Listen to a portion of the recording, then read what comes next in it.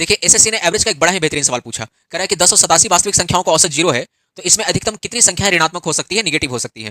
फिर बच्चों पहले समझिए कि रियल नंबर होता क्या है, वास्तविक संख्या क्या होता है। जैसे पॉजिटिव इंटीजर +1 +2 +3 +4 या नेगेटिव इंटीजर -1 -2 -3 -4, ये पॉजिटिव नेगेटिव दोनों मिला करके रियल नंबर बनता है। तो कह रहा उसी तरीके से कुल 1087 रियल नंबर है जिसका औसत 0 है, तो इसमें अधिकतम कितनी संख्याएं ऋणात्मक हो सकती है, नेगेटिव हो सकती है। अब यार बच्चों अगर औसत 0 है, इसका मतलब औसत बराबर होता है योग बटे संख्या। औसत 0 है मतलब योग भी 0 होना पड़ेगा, तभी 0 में किसी संख्या से भाग लगाएंगे तो रिजल्ट हमको 0 मिलेगा और औसत 0 कहलाएगा। यानी बेसिकली आपको योग को 0 रखना होगा। तो अब देखिए योग 0 कैसे बनाएंगे। आपको पता है कि इसमें रियल नंबर है, यानी पॉजिटिव वाला भी है और नेगेटिव वाला भी है।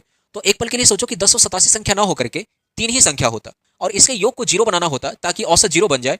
तो मान लो एक को -1 ले लिया, एक को -2 ले लिया, तो -2 -1 -3 हो गया। तो यहाँ पे आपको योग 0 करने के लिए +3 लेना होता। या मान लो 4 संख्या होता, एक को -1 एक को -2 -3 ले लिया, तो 3 2 5 1 6 -6 है, तो इसको +6 लेना होता, तभी इसका सम 0 हो पाएगा। मतलब मोरल ऑफ द स्टोरी ये है कि चाहे आप कितनी भी संख्या ऋणात्मक ले लें, आपको कम से कम एक संख्या तो पॉजिटिव लेना ही पड़ेगा ताकि सबका सम 0 हो पाए। यानी अगर 287 संख्या है तो आप चाहे इसमें कितनी संख्या ही नेगेटिव क्यों ना ले लें, एक संख्या तो आपको पॉजिटिव लेना ही पड़ेगा।